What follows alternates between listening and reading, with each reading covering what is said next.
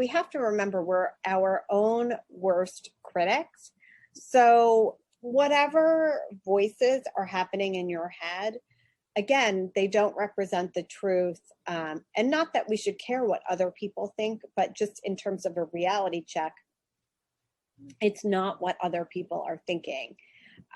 Every person deserves to be respected and appreciated, and your body is not what people are respecting and appreciating about you. It's your kindness, it's your intelligence, it's those thoughts or ideas that you're bringing to the table.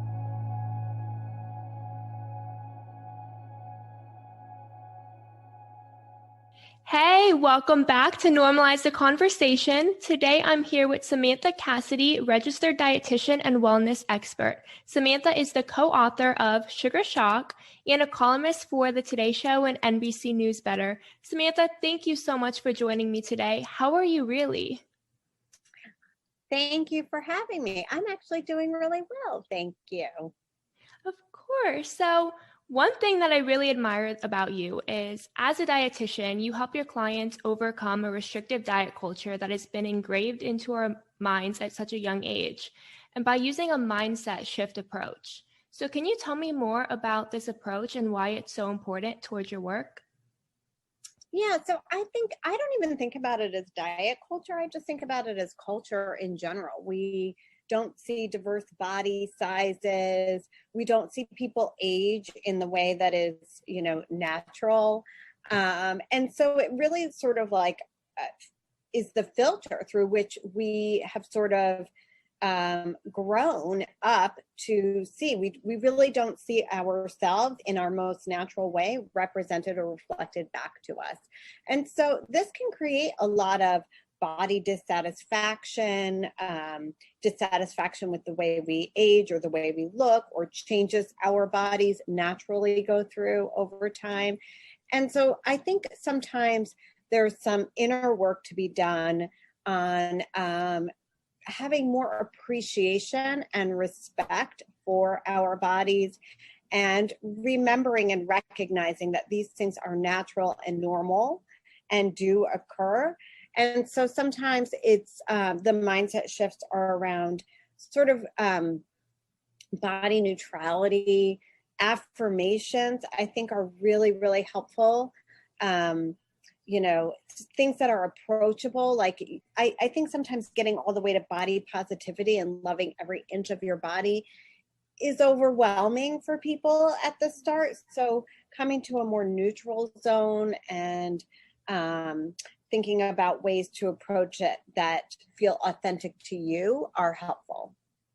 I absolutely love that. I think a lot of times we overwhelm people, and it's so hard when it comes to body positivity and to love your body when we live in a world where, like you said, we don't see how people age. We don't get to see how people age naturally. We don't get to see how people really look, because there's all this lighting and editing that makes things look a lot different than they do in person. So we start to feel really bad about ourselves, especially with seeing it on social media all the time.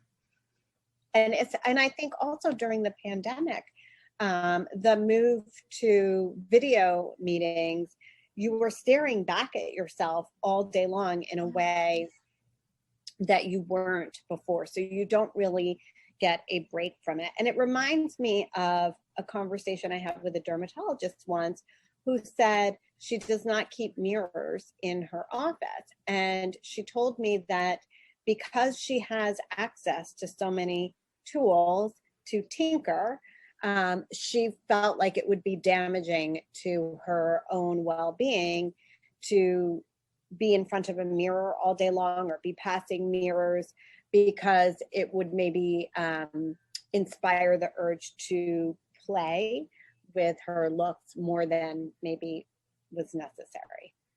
Wow. I love that so much, because the more we look at ourselves, the more we start to have these intrusive thoughts about what is wrong with us, and we're looking for flaws.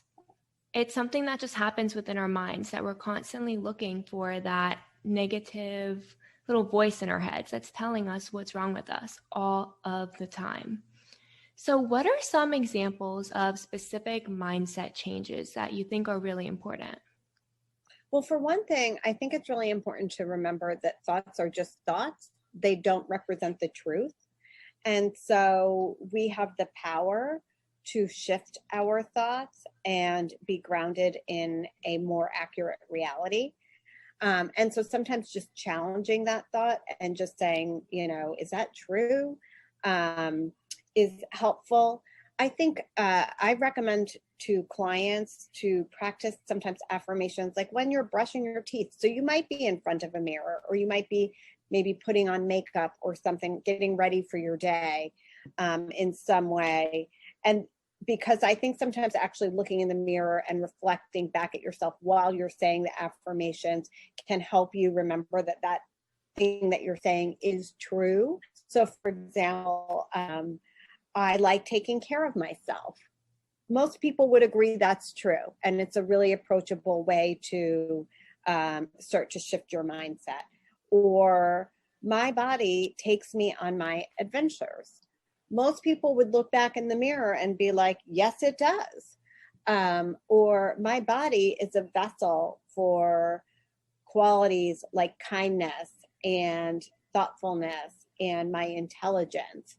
And when you start to approach your body in that way, with these types of affirmations, it can shift the way that you think about it and help release some of that time and energy that we spend with those negative thoughts and just even thinking about it in general. The idea isn't that we are going to start thinking about it all the time and think, oh my gosh, my body is awesome. I love every speck of it. It's that we don't pay attention to it that much. It is neither, here nor there. It's a fact of life. We pay attention to other things. That is so true. If we didn't focus so much on our body and what we look like, it would really help improve our mental health. And these affirmations are an amazing way to help us relieve a lot of that anxiety that we have towards what others perceive us to be. And a lot of times people don't perceive us to be the same way we perceive ourselves to be. I think that's exactly right. So we have to remember we're our own worst critics. So whatever voices are happening in your head, again, they don't represent the truth. And not that we should care what other people think, but just in terms of a reality check, it's not what other people are thinking. Every person deserves to be respected and appreciated, and your body is not what people are respecting and appreciating about you. It's your kindness, it's your intelligence, it's those thoughts or ideas that you're bringing to the table. That's what people are respecting about you. But so often I hear people saying they feel like they're being sized up. And I think, we have done a poor job in our society and sort of have allowed body comments and food comments to go unchecked. And so I think it is up to all of us to check ourselves and to not comment on our bodies or other people's bodies. I think that's how we get to a better shift in our culture. That is so true. It's so important that we stop focusing so much on what other people are thinking about us, but also stop focusing on what we're thinking about ourselves. And I think that this body shaming and weight shaming has really led to this culture of exercise as a punishment. And that can affect kind of your overall balanced wellness because you're not doing it for the actual benefits that come with it. That's exactly right. So exercise is not meant to be torture. It should not feel punitive. It should feel enjoyable. And so if you are somebody who likes to get really sweaty and participate in something super intense, then by all means do that. But if you are not somebody who likes that type of workout, that's okay too. Stretching, yoga, Pilates, walking, Tai Chi, they all have benefits. And I think we get caught up in this idea of exercising to burn calories, exercising to manipulate our bodies. And it really does a disservice to exercise, because exercise can actually be enjoyable. And when you put this punitive lens on it, you're not going to want to continue to do it. You're not going to continue to get those benefits. And you're not doing it for the love of it. And so you might pick different activities if you were just doing it for the love of it. Exactly. And I think the kind of like holidays and New Year's time is when a lot of people get that I need to exercise, I need to lose weight, I need to burn these calories. And it creates this cycle of not feeling confident in yourself, because you're constantly looking at it as like, next year I'm going to be a different person, I'm going to be thinner. And as if we're a different person because of our body weight and size. So how do you think that nutrition and overall balanced diet can affect your mental health? So I think, for one thing, focusing on health behaviors, it's really important to focus on the process of what you're doing versus the outcome. So often people enter into a nutrition plan or decide to change the way they eat because they have a outcome goal in mind. I want to lose X amount of weight. I want to fit into XX size. I want to gain XX weight or some muscle, or I want to go off my medication. These are things that we have less control over than we think. And so I always suggest removing any outcome goals. And the goal itself is the process. I want to eat more vegetable. I want to eat vegetables with lunch every day, or I will replace 3 snacks with fruit, or, getting specific with your goals so that you can improve your health, whatever that is.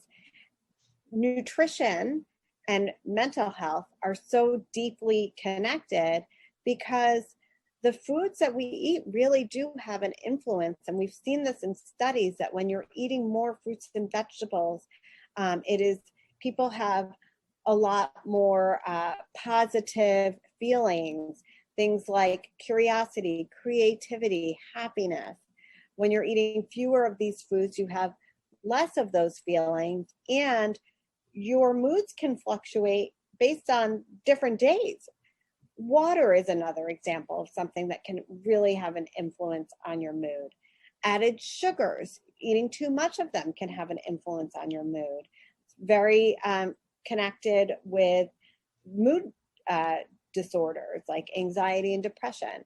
So by nourishing ourselves and thinking about it in a respectful and considerate way, and how we want to take care of our bodies, can really have an impact. The mind-body connection is so important, and it's not something that's talked about often. A lot of people don't realize what they put on their bodies, around their bodies, in their bodies is going to affect them in many ways, not just physically, but also mentally. So if someone's spent a lot of time throughout their lives not paying attention to how they're eating and not focusing on a balanced diet and overall wellness, and they kind of just eat a lot of high processed foods and sugary foods, what advice would you give to them to help them start to make that shift? Because I imagine that's a really hard shift to make. Absolutely. And so for one thing, I would say start small. So I think there's this tendency, and I understand it completely. There's, you get to a point where you're feeling vulnerable and you're not feeling happy with how you feel, or potentially, how confident you feel in your own skin. And so these sort of like overhaul or quick fix methods are really alluring and attractive, because you think you can sort of transform. But what happens is there's always a honeymoon phase. Things feel great at first, you're feeling really good about it, but it's hard. It's hard to go from eating one way that you've been used to eating to eating a completely different way. And it also oversimplifies how complicated our relationship with food is, what those foods might mean to you culturally, or in a religious setting or in a family setting or in a social setting. And so I think it's more sustainable and manageable to think about one somewhat of a stretch goal. You can maybe have up to 3 things that you try at once. And I would say somewhat of a stretch. So when I say that, I mean, it should not set off alarm bells. Like, it should not feel super overwhelming where all the red flags go off around you. It should feel doable, but like you haven't done it, so maybe it's going to be a little bit of a challenge. And so, for example, let's say you're eating you're drinking lots of soda. The idea might not be to go cold turkey, but it might be to have soda every other day instead of every day. So it's something like that that's a goal that you can achieve, and also helps you move forward and takes off something like in a small and manageable way. The reason this works is because once we achieve a goal, it builds up our confidence. We feel like, hey, I just did something really awesome. And it makes you, it sort of sets you in the mindset to then take on something else. Also, you learn a lot by attempting that. So maybe you learn, wow, I drink more than 1 soda a day. I wasn't even aware of that, or I'm not drinking enough water. And as we learn, we problem solve that challenge. And so then we become more able to problem solve other challenges. So it all works towards getting you healthier and improving your health behaviors, even if you just take one thing. It's so true that we tend to overwhelm ourselves and we want this end goal right now. And it really is baby steps. And those small steps are big accomplishments because it's something we wouldn't have done before. I know for me personally, when I was in high school, I was eating everything in the world, drinking soda. I would eat like an entire calzone as a snack. I loved to use food to connect to my emotions and to feed that like empty hole inside of me at that time. But because I went cold turkey on so many things, I created a really bad eating disorder for myself because then I became terrified to eat again. So my body was feeling weak. I wasn't feeling good at all. And yet I couldn't get myself to eat because I was punishing myself for it, for all the times that I ate before. So for people that end up in a situation like that, what advice can you give them while they're starting to realize I'm punishing myself with food and I'm using it to kind of help with my emotions and feed my emotions? So I think it's really important to remember that emotional eating, like eating out of boredom, eating out of stress, eating out of loneliness, that's different from developing an eating disorder. And so for anybody with an eating disorder, I would recommend seeking treatment. There is help out there. You don't have to feel this way, and you don't have to struggle alone. So please seek appropriate treatment. For people who have, just typical emotional eating in the sense that it's like when you're stressed or when you're bored, you're reaching to food, I would suggest rounding out your toolkit with other modalities that are going to serve you better in the long run. So there are going to be times that you reach for food in those situations. That's normal and totally okay. But what are some other things that you can do and I always like to think about individuals and what you like versus what I like.